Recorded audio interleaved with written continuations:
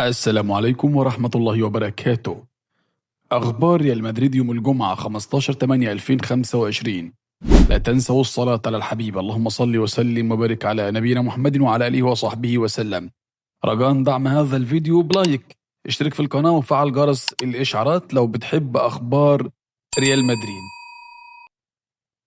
عاجل فلورنتينو بيريز يحقق انتصارا قانونيا.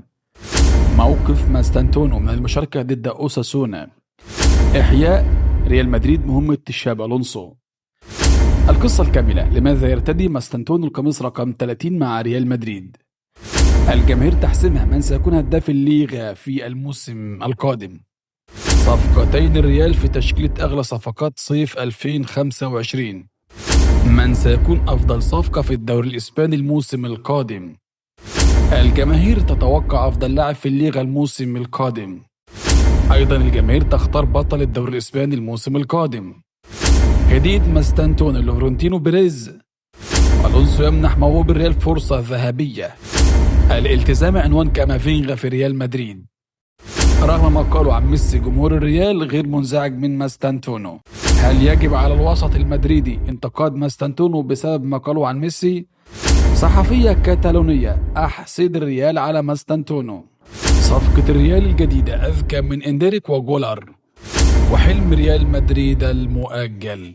اللهم صل وسلم وبارك عليك يا سيدي يا رسول الله. يا ريت نوصل بالمقطع ده ل 500 لايك. عاجل فلورنتينو بيريز يحقق انتصارا قانونيا.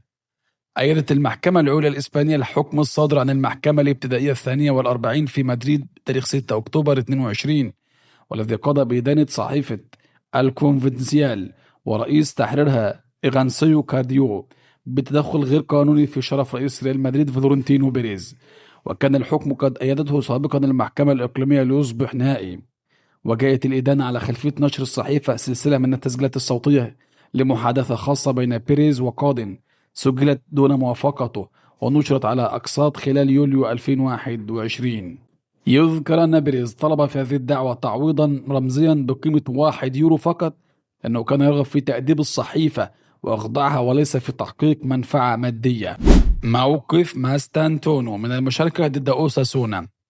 وفقا لصحيفة ماركا الإسبانية، عاد ريال مدريد اليوم الجمعة إلى التدريبات محملا بخبر هام، إذ انضم المهاجم الأرجنتيني فرانكو ماستانتونو إلى زملائه الجدد لأول مرة تحت قيادة تشابي ألونسو في حصة تدريبية تحضيرية لمواجهة أوساسونا يوم الثلاثاء القادم في افتتاح الدوري الإسباني 25/26.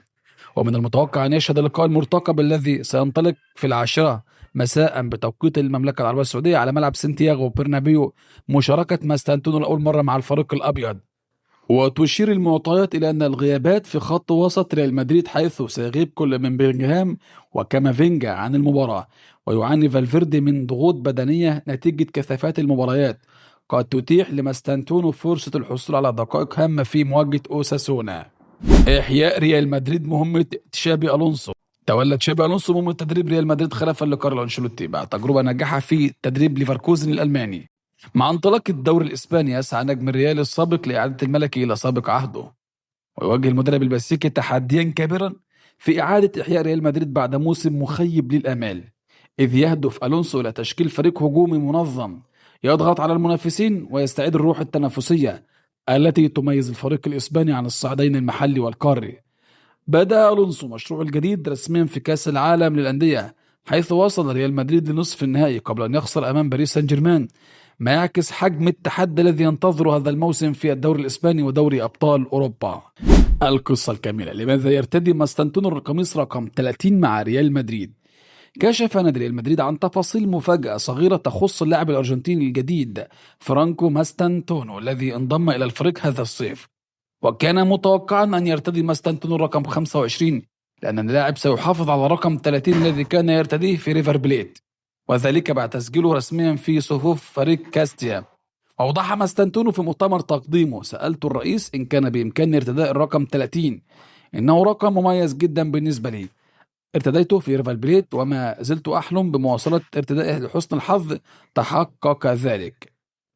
يعود سبب هذا الاختيار إلى لوائح الاتحاد الإسباني لكرة القدم التي تحدد أن اللاعبين في الفريق الأول يجب أن يرتدوا أرقاما من 1 إلى 25 بينما يمكن للاعبين الصاعدين من فرق الدرجة الأدنى ارتداء أرقام 26 فيما فوق. الجماهير تحسمها. من سيكون هداف الليغا في الموسم القادم؟ وفقا لاستفتاء أجرته صحيفة ماركا الإسبانية، يعتقد أغلب المشاركين أن الفرنسي كيليان امبابي نجم ريال مدريد سيكون الموسم القادم متصدرا لقائمة هداف الدوري الإسباني.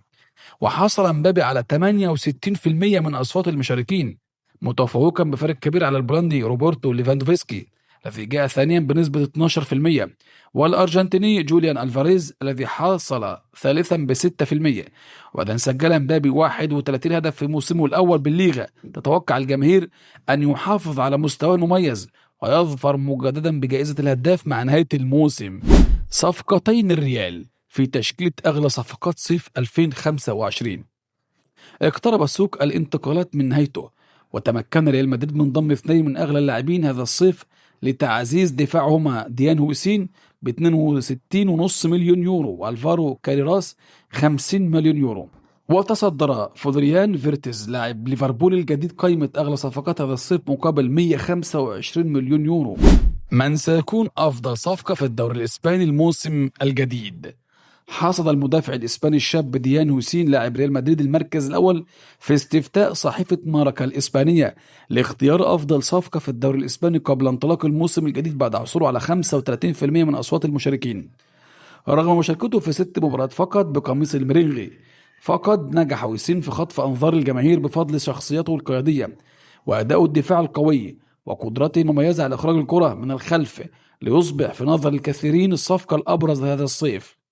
جاء في المركز الثاني خوان غارسيا بنسبة 18%، والمتوقع أن يكون الحارس الأساسي لبرشلونة، فيما تقاسى ماركوس راشفورد وأليكس بايانا المركز الثالث بنسبة 12% لكل منهم. بينما حل الشاب فرانكو ماستانتونو خامسا بنسبة 11% من الأصوات.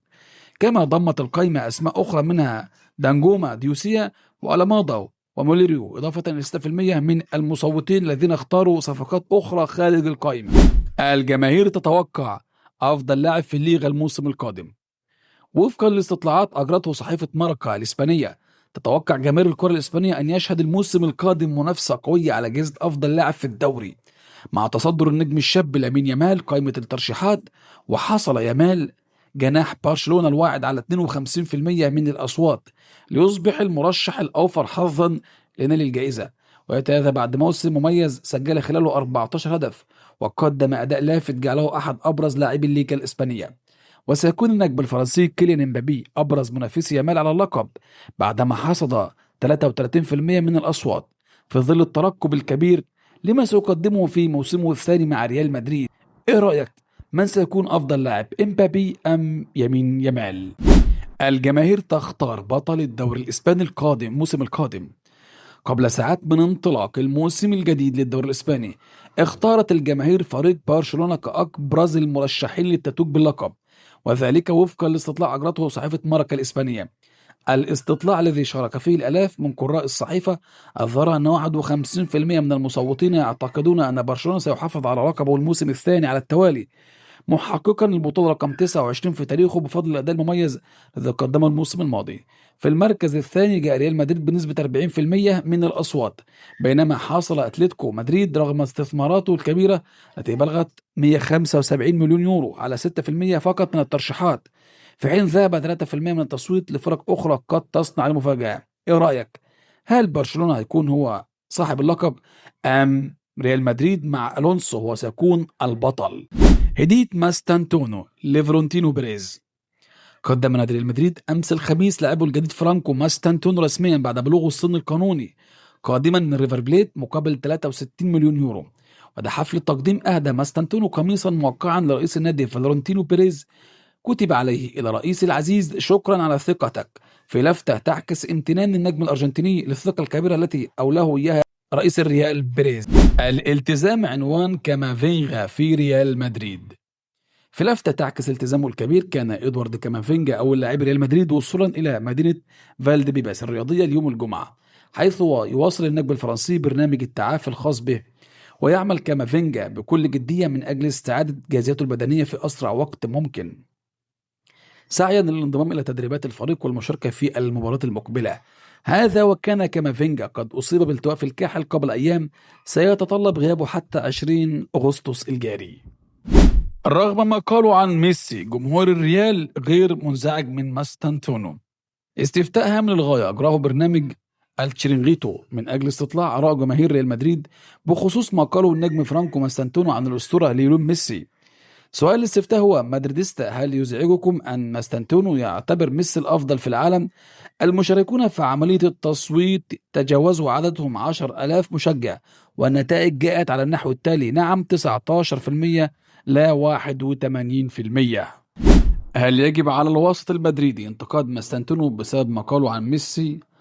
أعرب الصحفي خافير بالبو عن أسفه الشديد بسبب بعض الانتقادات التي تعرض لها النجم فرانكو ماستانتونو من جانب الوسط المدريدي بعد الإشادة التي قالها في حق الأسطورة ليونيل ميسي. خافير قال في تصريحات له في البرنامج التشيرينغيتو: من المحزن أن ماستانتونو لا يستطيع أن يقول ما يفكر فيه البعض. هل ميسي هو الأفضل في العالم؟ أعتقد أن فرانكو لم يقل شيئا سيئا. أنا مندهش من الانتقادات التي يتعرض لها. صحفية كتالونية أحسد الريال على ماستانتونو. أثارت الصحفية كريستينا كوبير حالة كبيرة من الجدل أثناء حديثها عن النجم فرانكو ماستانتونو. كريستينا قالت خلال تصريحات لها في البرنامج التشيرينغيتو: لقد كنت أشعر بالحسد أثناء مشاهدة المؤتمر الصحفي الذي عقده ريال مدريد من أجل تقديم ماستانتونو. لو كنت بمشجعي الريال كنت سأقوم بالتصفيق للنادي بسبب هذه الصفقة. هي إشارة منها إلى أن الميرينج محظوظ بهذه الصفقة بالنظر إلى الجودة الفنية العالية التي يتمتع بها فرانكو ماستانتونو. صفقة الريال الجديدة أذكى من إندريك وجولر. قرر ريال مدريد منح لاعبه الجديد فرانكو ماستانتونو القميص رقم 30 وتسجيله في قائمة كاستيا، وما وصفه النقاد بالقرار الذكي لسببين: واحد، بقاء القميص رقم 25 شهرا سيمنح ريال مدريد دفعة قوية في حال قرر التعاقد مع صفقة جديدة في نهاية الميركاتو الصيفي. 2، تسجيل اللاعب الأرجنتيني في ريال مدريد كاستيا يمنحه الحق قانونيا في اللعب مع الفريق الأول ومع الشباب.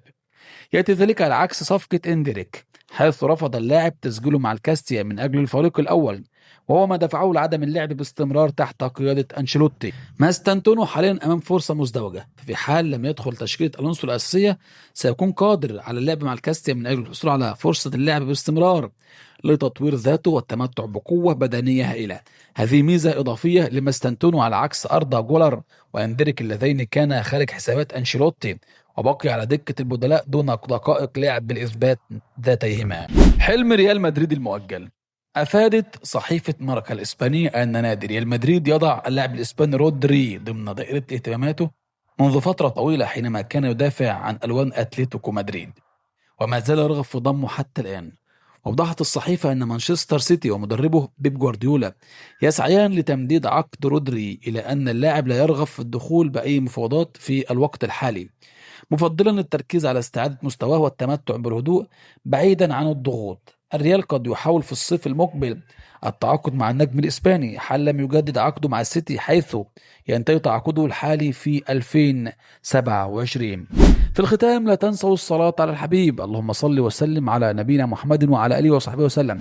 وما تنسوش تعملوا لايك لهذا الفيديو، ولو بتحبوا من ريال مدريد وأخباره اعملوا اشتراك في القناة وفعلوا جرس الإشعارات. والسلام عليكم ورحمة الله وبركاته.